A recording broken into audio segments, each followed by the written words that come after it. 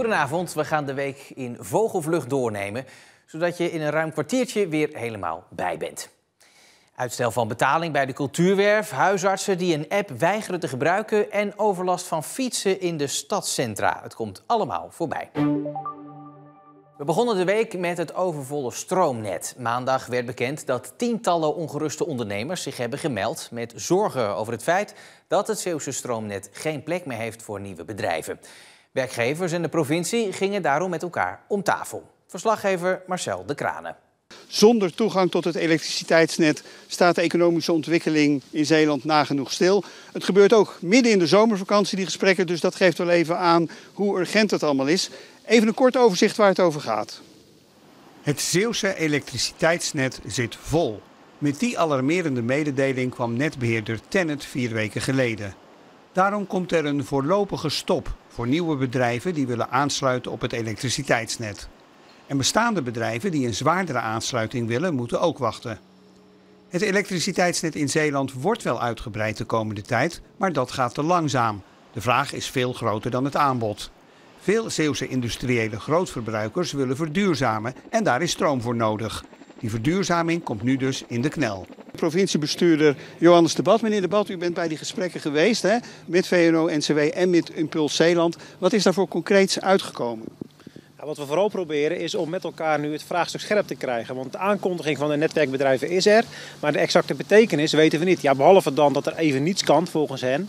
Maar zover zijn wij nog niet. Dus wat we nu proberen is scherp krijgen. Om hoeveel bedrijven gaat het? Wat willen die bedrijven? En vooral, hoe kunnen we naar concrete Zeeuwse oplossingen toe werken? U gaat ook nog spreken met minister Jette. Wat kan hij betekenen? Want ja, vol is vol, zou u zeggen. Nou, wat we zien is dat het aanleggen van netwerken toch echt te lang duurt. Procedures daarin moeilijk zijn, maar soms ook in financiële zin lastig zijn. Netwerkbedrijven mogen niet voorinvesteren. Dat zijn allemaal zaken waar het ministerie een rol in kan spelen. En daarom is het van belang dat de minister goed snapt wat er in Zeeland aan de hand is. En als hij zijn doelstellingen wil halen als het gaat om de hele energietransitie, dan moet er geschakeld worden, ook door Den Haag. Dus die brugfunctie zullen wij als Zeeland zeker oppakken. Zou Den Haag maatwerk kunnen leveren voor Zeeland? Want ja, het speelt niet alleen hier, maar ook in nog 5 andere provincies. Ik denk het wel, en dat horen we ook van de ondernemers. Want aan de ene kant hebben de ondernemers de vraag, hoe kom ik aan die stroom om te verduurzamen? En aan de andere kant zien we ook dat ondernemers zelf met creatieve oplossingen aankomen, maar nu nog tegen een muur aanlopen van alles wat niet kan. En daar moeten we mee stoppen. We moeten toe naar een situatie waarin dingen wel kunnen. En dat is ook waar we ons nu op richten. De 50-jarige mannelijke verdachte in de Zeeuws-Vlaamse zedenzaak heeft zich in zijn cel van het leven beroofd. Dat deed hij in zijn cel in de gevangenis van Dordrecht. De man werd 3 jaar geleden veroordeeld voor het jarenlang misbruiken van de 2 minderjarige dochters van zijn vriendin en van het vriendinnetje van de dochters. Zijn vriendin werd ook veroordeeld voor haar betrokkenheid bij het misbruik. Die zaak loopt nog. Betrokkenen bij de zaak bevestigen het overlijden aan Omroep Zeeland. De dienst Justitiële Inrichtingen laat alleen weten dat er inderdaad iemand zelfmoord heeft gepleegd in de gevangenis van Dordrecht, maar wil niet zeggen om wie het gaat. Denk je zelf aan zelfmoord of ken je iemand die dat doet? Neem dan contact op met 113 zelfmoordpreventie. Dat kan via 113.nl of door te bellen naar 0800 0113. Het zijn evenementen waar tienduizenden Zeeuwen op afkomen. Het Bevrijdingsfestival en Festival Onderstroom. Maar hun organisator, de cultuurwerf Vlissingen, heeft uitstel van betaling aangevraagd. Ze krijgen naar eigen zeggen te weinig geld en dus is hun toekomst onzeker. Al een aantal jaar krijgt de cultuurwerf van de gemeente Vlissingen geen structurele subsidie meer vanwege gemeentelijke bezuinigingen. Ze krijgen wel wat incidentele subsidies, maar dat is niet voldoende. Er kwam nog eens een keer bij dat de afgelopen jaren de veiligheidseisen voor alle evenementen in Nederland omhoog zijn gegaan. En de kosten van leveranciers, van verschillende leveranciers, zijn met 30 tot 35% gestegen een aantal jaar lang. Ja, dan wordt het wel heel erg ingewikkeld. Dat de stichting nu uitstel van betaling aanvraagt, kan ook gezien worden als een uiterste poging om toch geld los te krijgen. Gevolg is wel dat momenteel de medewerkers hun geld niet krijgen. We vinden het echt erg voor iedereen. Voor iedereen die bij ons betrokken is, die ook uren erin hebben gestoken, die nu ook niet op dit moment betaald kunnen krijgen. Ja, dat is heel erg. Of de gemeente Vlissingen of bijvoorbeeld de provincie naar aanleiding van deze noodkreet met geld over de brug zal komen, is afwachten. De organisatie van het jaarlijkse Kick-Off Festival voor het nieuwe studiejaar neemt voor de komende editie extra veiligheidsmaatregelen. Dit naar aanleiding van het dodelijke steekincident vorig jaar, waarbij Scalda-student René Lavijst om het leven kwam. Bij de editie van dit jaar moeten bezoekers een kaartje hebben om binnen te komen en worden ze uitgebreid gefouilleerd. Bovendien is er gekozen voor een locatie in Middelburg die makkelijker afgesloten kan worden. De maaltijdvoorziening op Tholen en Sint-Philipsland is uniek in Zeeland en misschien wel in heel Nederland. Want de bezorgers gaan maar liefst 7 dagen per week op pad met verse maaltijden. Toch staat die service onder druk, want bezorgers zijn steeds moeilijker te vinden. Gelukkig zijn er vrijwilligers die letterlijk altijd klaarstaan. Hans Duinen uit Sint-Philipsland is een van de drijvende krachten achter de maaltijdvoorziening op Tholen. Hij is ouder dan veel mensen bij wie hij de maaltijden brengt, maar gaat in deze vakantieperiode 7 dagen per week op pad. Het gaat maar net, hè? Ik ben 82 jaar. Ja, en dan zou je kunnen zeggen dat is meer een leeftijd om de maaltijden te ontvangen dan om ze rond te brengen. Ja, eigenlijk wel. Ook dat is natuurlijk misschien ook bijzonder. Het werkt natuurlijk ook van 2 kanten, omdat je flink in beweging ben zo'n week. En wat goed is voor je spieren en voor je lichaam. Mag ik het hier neerzetten? Ja, zeker. Alsjeblieft. Nou, smakelijk eten. Ja, dankjewel. Gaat een beetje? Ja, zo is het een beetje. Een klein beetje. Ja. Dag. Dag. Als er meer om zou worden gezien naar je naaste, dan denk ik dat de wereld er anders uit zou zien.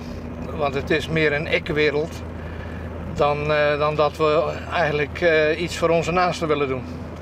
En daar moet je in feite mee beginnen. Dat moet je niet als sluitstuk gebruiken. Maar je moet dat eigenlijk doen als iets wat vanzelfsprekend is. Bent u een beetje blij met Hans? Ja, jammer dat hij maar alleen is. Er zijn er te weinig eigenlijk, hè? Ja, dat snap bezorgers. ik. En toch moet het gebracht worden, hè? Ja, zeker. Die vrijwilligheid die is ver zoek. Die is ver te zoeken, hè? Ja. Ja. Ik heb het wel eens meegemaakt dat ik ook iemand die altijd eigenlijk op me stond te wachten aan de deur, dat hij er niet was. En toen op een gegeven moment keek ik door de brievenbus en toen zag ik hem aan zijn keukenkastje op de grond zitten in de keuken. Dus toen heb ik aan de buurman om de sleutel gevraagd en toen zei de buurman, dan ga ik even met je mee. En toen kwamen we binnen en toen zei die buurman, wat zou je erop doen? Ik zei, nou, wat denk je als je zou condoleren met het verlies van je buurman? Ja. Goedemorgen, mevrouw Post. Dag meneer. Alsjeblieft. Ik dank u wel. Hoe blij bent u ermee dat Hans elke dag uw maaltijd komt brengen? Hij krijgt van mij een 10. Nou, hij verdient dat ook. Ga je nou nog lang door, denk je?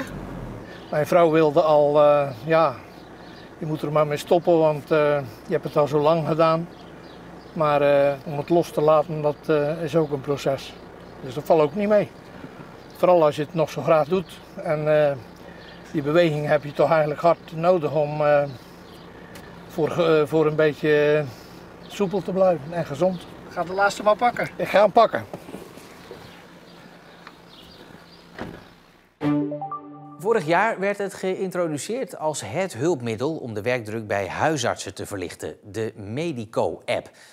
Waar patiënten op afstand via mobiele telefoon hun medische vragen in kunnen stellen. Maar een succesvolle proefperiode ten spijt blijkt dat het gros van de Zeeuwse dokterspraktijken de app helemaal niet gebruikt.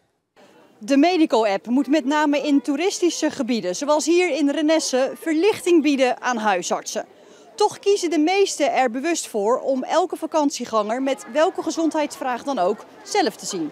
Bij heel veel klachten is het toch fijn als je de patiënt even kan zien. Ook bij simpele kleine dingetjes kunnen ze binnenlopen, zien we de patiënt persoonlijk. Kunnen we ook heel snel een oplossing bieden. Of medicatie geven of een advies of wondverzorging. Ja, en dan is dat persoonlijke contact toch wel erg fijn. En u vindt het eigenlijk ook dat u het niet kan maken tegenover uw eigen patiënten die veelal recreatieondernemers zijn? Het klopt. Eigenlijk een groot deel van de inwoners van Renesse, Burghaamstede, Schaardijken, Brouwershaven, ja, die werken ook wel in de toeristenbranche. Ja, en die verdienen hun geld met de toeristen. Ja, en dan is het ook mooi als er gewoon zorg voor die toeristen is. Ook al betekent dat in de zomer dat de huisartsen meer uren moeten maken om dat rond te krijgen. De afgelopen jaren sprongen huisartsen uit het land bij voor de toeristenzorg in onze provincie, de zogenoemde vakantiedokters. De Medico-app zou die zorg over moeten nemen. Maar hoe werkt het precies? Toeristen met een medische vraag kunnen die melden via de app van Medico. In veel gevallen in hun eigen taal. Huisartsen en verpleegkundigen op afstand beantwoorden die vragen. En zij wegen af of er bijvoorbeeld een videoconsult met de patiënt nodig is, of dat er toch doorverwezen moet worden naar een huisarts in de buurt. Tot dat gebeurt, komt er geen Zeeuwse huisarts aan te pas. De app wordt op dit moment gebruikt bij 3 praktijken aan de West-Zeeuws-Vlaamse kust. Daar zijn ze juist heel blij met de zorg op afstand. In die regio wonen relatief veel ouderen die meer tijd van de dokter vragen. Met de toeristenzorg daarbovenop redden ze het niet, zeggen ze zelf. En dat zou ten koste gaan van de zorg voor de eigen patiënten. In Renesse voelen ze die druk niet. Wij werken in deze praktijk met 3 huisartsen. En eigenlijk we zorgen dat er elke dag 2 huisartsen aanwezig zijn. Maar we gaan ook alle 3 een paar weken op vakantie. We hebben schoolgaande kinderen. Dus wel fijn dat we in ieder geval 2 weken weg kunnen. Maar gelukkig hebben we nog onze gepensioneerd huisarts Dr. Simons. Die valt voor ons in. En dat zorgt ervoor dat we eigenlijk elke dag met 2 huisartsen zijn. En daardoor kunnen we de zorg aan onze eigen patiënten en de toeristen blijven bieden. En ook geld speelt een rol. De aanvragen die via de Medico-app gaan, leveren de huisartsen niks op. Mensen die op het spreekuur komen, wel. We hebben een redelijk grote praktijk, ongeveer 3500 patiënten. Maar dat is eigenlijk voor, als je dat rekent naar hoeveel huisartsen je dan nodig hebt, kom je ongeveer op 1,5 huisarts, iets minder zelfs nog. Dat is eigenlijk weinig. Dat vullen we aan met de inkomsten die we van de toeristenzorg hebben. Want ja, elke toerist die we hier zien, daar krijgen we natuurlijk wel extra geld voor van de verzekering.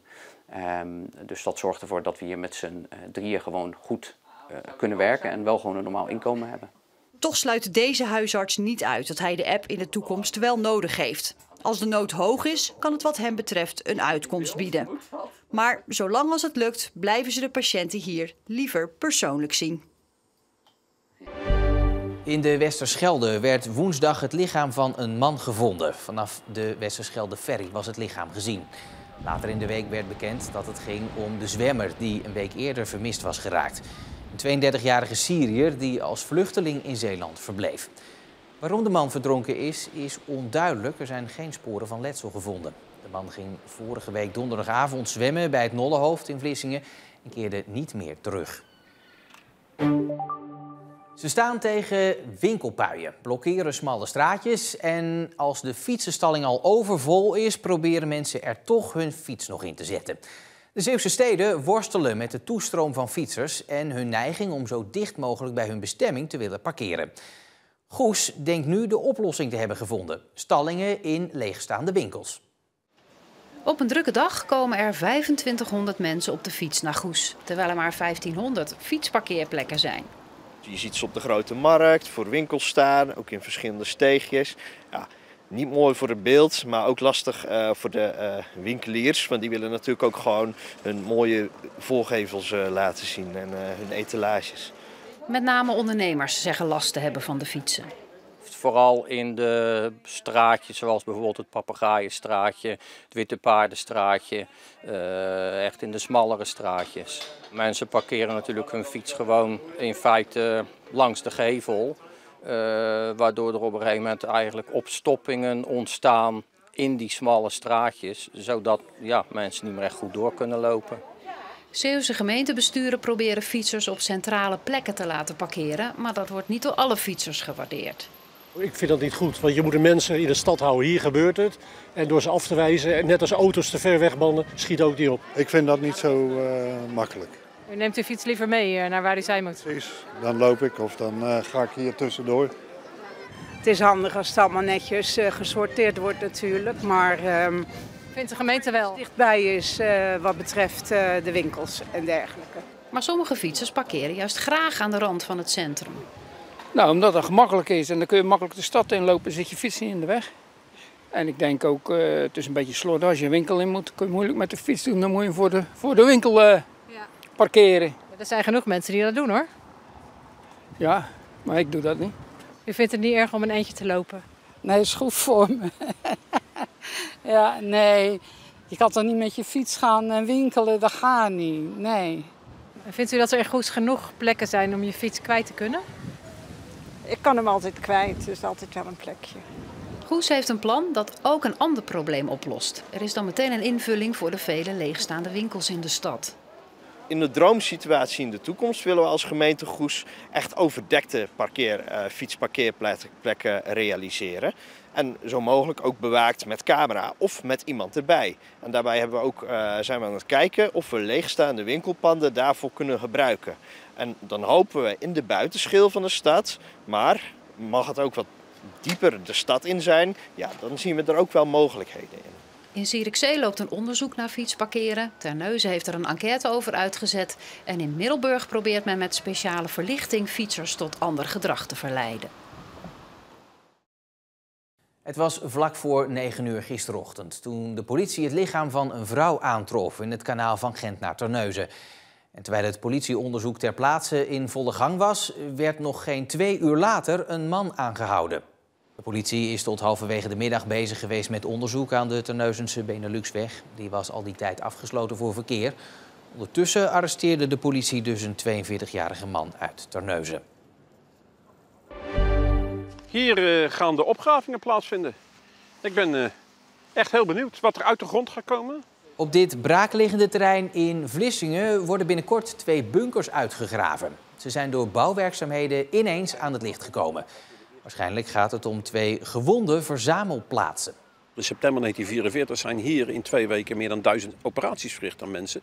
En als ze dan niet meer kritiek waren, dan kwamen ze in die gewonde verzamelplaatsen om te wachten op een trein die hun dan verder het land inbracht. Stichting Bunkerbehoud en de Walcherse Archeologische Dienst gaan de bunkers verder onderzoeken. Stel dat dit nou een hele bijzondere bunker is, wat dan? Dan hebben we een probleem, want dan willen wij natuurlijk dat die blijft. En een ander heeft het plan om hier iets te bouwen, dus dan zitten we op de tafel. En over 3 weken worden de bunkers uitgegraven. Daarna moet dan duidelijk worden of ze dus het bewaren waard zijn. En dat was de hele week alweer in een notendop. Het actuele nieuws vind je natuurlijk altijd op omroepzeeland.nl en in onze app. Ik wens u voor nu nog een hele fijne avond en heel graag tot morgen.